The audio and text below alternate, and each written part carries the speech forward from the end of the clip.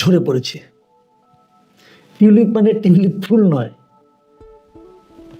ব্রিটেনের একজন মন্ত্রী টিউলিপ সিদ্দিক তিনি পদত্যাগ করেছেন। এরকম তো হতেই পারে, পৃথিবীর যে কোনো দেশের মন্ত্রী যে কোনো কারণে, তার কোনো ব্যর্থতার কারণে অথবা তার কোনো দুর্নীতির কারণে পদত্যাগ করতেই পারেন। কিন্তু সেটা আমাদের দেশে যেন একটা বড় খবর হয়ে দাঁড়ালো কেন? বড় খবর হয়ে দাঁড়ালো দুটো কারণে। প্রথম কারণটা হলো টিউলিপ সিদ্দিক আমাদের দেশের যে সাবেক প্রধানমন্ত্রী শেখ হাসিনার বোন শেখ রেহানা, এই শেখ রেহানার মেয়ে, বড় মেয়ে। আর আরেকটা কারণ হলো যে তিনি ব্রিটেনের মন্ত্রী হলেও তিনি কিন্তু পদত্যাগ করেছেন অথবা পদত্যাগ করতে বাধ্য হয়েছেন, আমি যেটাই বলি না কেন।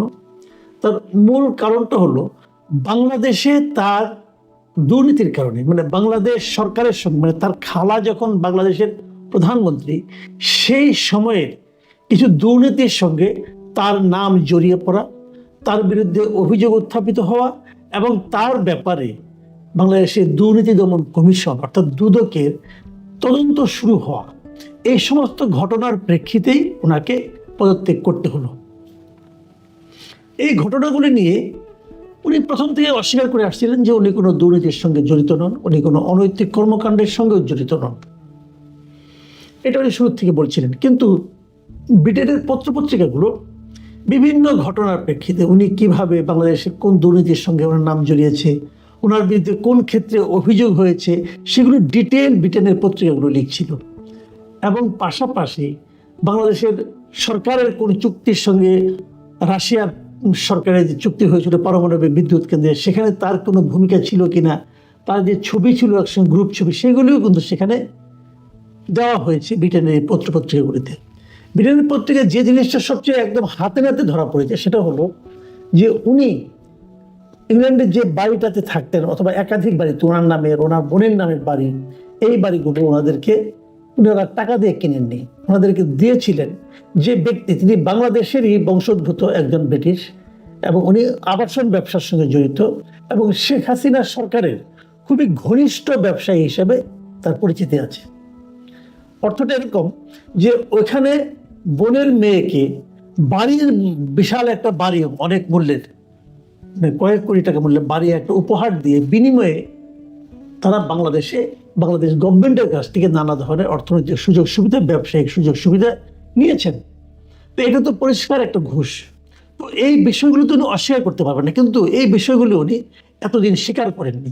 এবং আরও যে বড় কথা, যে জিনিসটা থেকে সমালোচনার যে মূল যে কারণটা, সেটা হলো গিয়ে যে উনি ব্রিটিশের বর্তমান যে লেবার পার্টির যে গভর্নমেন্ট আছে, সেই গভর্নমেন্টের যে উনি যে পোস্টে আছেন, এটাকে বলা হয় সিটি মিনিস্টার।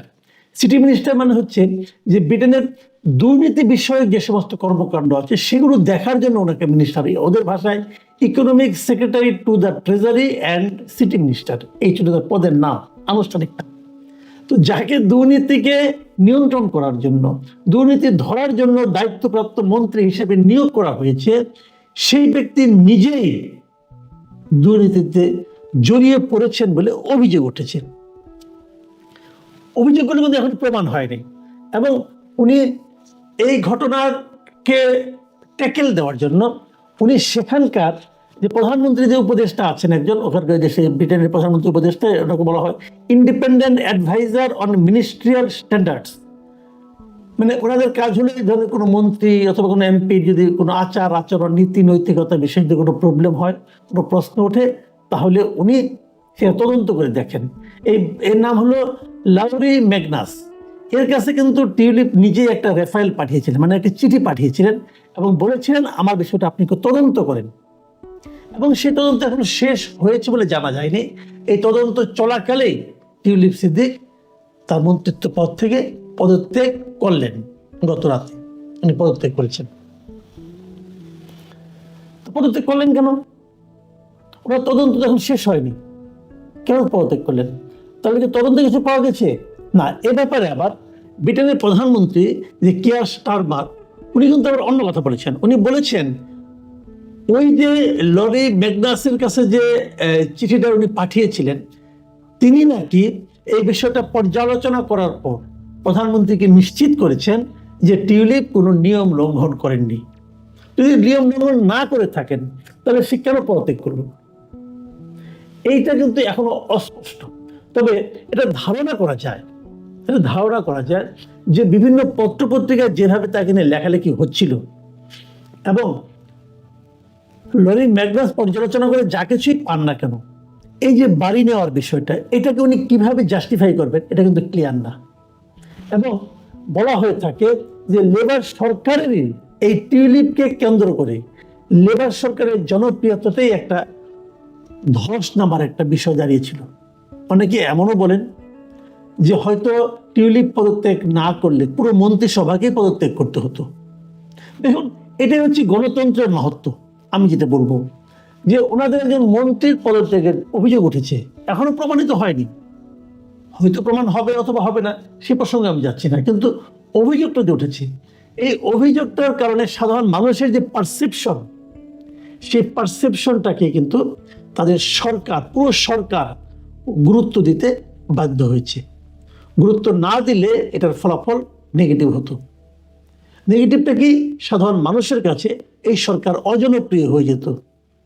এই যে সাধারণ মানুষের কাছে অজনপ্রিয় হওয়া অথবা নির্বাচনে পরাজিত হওয়ার আশঙ্কা, আসলে এটাই হচ্ছে যে কোনো দেশের গণতন্ত্রের মূল ভিত্তি, যেটা আমাদের দেশে একেবারেই অনুপস্থিত।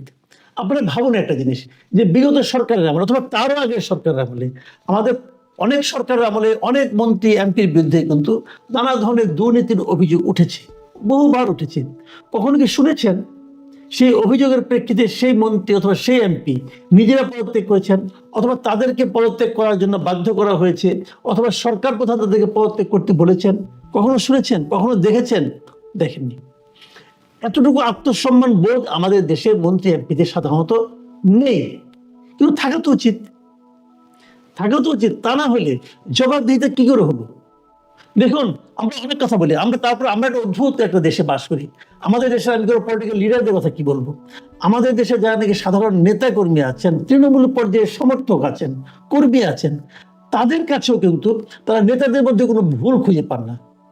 আপনি আওয়ামী লীগের যে কোনো নেতাকর্মীকে জিজ্ঞাসা করবেন, তৃণমূল পর্যায়ের নেতাকর্মীকে জিজ্ঞাসা করবেন, তারা কিন্তু কেউ স্বীকার করবেন না যে শেখ হাসিনা যে গত 15 বছর ব্যাপক দুর্নীতি করেছেন এবং করার সুযোগ করে দিয়েছেন, কেউ স্বীকার করবেন না। এই যে টিউলিপ সিদ্দিকী যে দুর্নীতির কথাটা বলা হচ্ছে, তার পদত্যাগ কিন্তু এটা প্রমাণ করে যে এই দুর্নীতিতে অভিযোগগুলো একেবারে ভিত্তিহীন নয়। যদি এটা প্রমাণ করে, তো সেই দুর্নীতিটা কার মাধ্যমে হয়েছে? বাংলাদেশের প্রধানমন্ত্রীর মাধ্যমে হয়েছে। যে লোকটা টিউলিপকে বাড়ি উপহার দিয়েছে, সে তো বাংলাদেশের প্রধানমন্ত্রীর কাছ থেকে অনৈতিক সুবিধা নিয়েছে। বাংলাদেশে কেন দেবে? ব্যবসায়ী কোনো এমনি দেয় কিছু বিনিময়ে দেয়। তাহলে প্রধানমন্ত্রী যে দুর্নীতি করেছে, এ কথা আওয়ামী লীগের কাউকে দিয়ে আপনি স্বীকার করাতে পারবেন না। কেউ স্বীকারই করবে না যে শেখ হাসিনা কোনো দুর্নীতি করেছে। শেখ হাসিনার চরিত্র ফুলের মতো পবিত্র, তাই এটা বলবে। এস আলম যে এত টাকা নিয়ে গেছে, এটা যে শেখ হাসিনা জানতেন, এটাও কেউ স্বীকার করবে না। কোনো দুর্নীতি আমার নেতা করতে পারে না, এই হলো সকল নেতাকর্মীর মনের ভাব এবং প্রকাশিত বক্তব্য। একই কথা আপনি আওয়ামী লীগের মধ্যে পাবেন, বিএনপির মধ্যে। আচ্ছা, আওয়ামী লীগের একটা কথা বলে শেষ করি, আওয়ামী লীগের ফার্টটা, এই যে জয়, সজীব অজয় জয় আমেরিকায় থাকেন, রাজার হলে থাকেন, অনেক বাড়িটারি কিনেছেন এখানে, তো আমরা পত্রপত্রিকা দেখেছি, প্রমাণপত্র দেখেছি। আচ্ছা, ভদ্রলোক করেনটা কি? ওনার ইনকামটা কি? ওনার চাকরিটা কি? কেউ এই প্রশ্নটা গ্রহণ করেছেন? আপনারা প্রাইম মিনিস্টার কোনো জবাব দিয়েছেন? প্রাইম মিনিস্টার বলে করে নাকি ওখানে ব্যবসা করে, ব্যবসার টাকাটা কোথায় পেলো? মূলধনটা কোথায় পেলো? উনি কত টাকা আসছে চাকরি করতে বাংলাদেশের প্রধানমন্ত্রীর তথ্য প্রযুক্তি উপদেষ্টা হিসাবে? কিভাবে সম্ভব?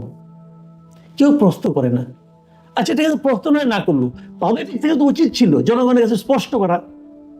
আবার কিন্তু বিপরীত দিকে আমাকে এই প্রশ্নটা করেছেন, এই যে তারেক রহমান, বিএনপির যিনি মূল নেতা, উনি যে ইংল্যান্ডে থাকেন, এত বছর ধরে আছেন, উনি করেনটা কি? অর্থটা কোথেকে আসে?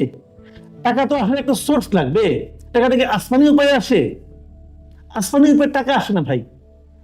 আসমানি উপায়ে টাকা আসার নিয়ম নাই। আসমানি উপায়ে জ্ঞান আসতে পারে, টাকা আসে না। তাহলে চলে কিভাবে? তাহলে তোমার জীবনযাপনকে খুব দরিদ্র হালে চলানো নেই, কত চলেন না। তাহলে ওনার সোর্স অফ ইনকাম কি? আমি জানি না, হয়তো জাস্টিফাইড কোনো ইনকাম আছে, আমি জানি না, বলতে পারবো না। তবে আমি আশা করবো, আমি দাবি করব যে বিএনপির নেতৃবৃন্দ এবং এমনকি খোদ তারেক রহমানের উচিত হবে এই যে এত বছর উনি কিভাবে চলেছেন, ওনার কি পরিমাণ সম্পদ আছে এবং কি পরিমাণ সম্পদ উনি কিভাবে অর্জন করেছেন তার একটা বিবরণী বাংলাদেশের মানুষের কাছে দেওয়া। যদি উনি দিতে পারেন, যদি উনি দেন, কেবল তাহলেই উনি ওনার নেতা কর্মীদেরকে বলতে পারবেন ভাই আপনারা দুর্নীতি করেন না, বলতে পারবেন আপনারা চাঁদাবাজি করেন না। আর যদি উনি দিতে না পারেন তাহলে ওনার কিন্তু সম্পদ নিয়ে এবং ওনার এত বছরের চলাফেরা নিয়ে, ওনার এত বছরের জীবন ধারণ নিয়ে মানুষের মধ্যে সন্দেহ থেকে যাবে। সে সন্দেহগ্রস্ত মানুষ যে তার দলের হয় তারাও আমাদের লুটপাট করবে। আমরা এই কথাটাই বলি, আপনি নেতা হন, আপনি যত বড় নেতা হবেন আপনি তত বেশি ট্রান্সপারেন্ট হবেন। আমাদের দেশে যখন সে ধরনের নেতৃত্ব প্রতিষ্ঠা হবে, এরকম ট্রান্সপারেন্ট নেতৃত্ব প্রতিষ্ঠা হবে, এই দেশে তখনই কেবল দুর্নীতি মুক্ত একটা দেশ আপনি আশা করতে পারবেন, তার আগ পর্যন্ত নয়। প্রিয় দর্শক, আমি ছোট মানুষ, এত বড় বড় কথা হয়তো আমার মুখে মানায় না, কিন্তু বললাম, সাহস করে বললাম, এই একটা ইস্যুতে এই বললাম। আপনারা ভালো থাকবেন, পরবর্তীতে আবারও কথা হবে। আল্লাহ।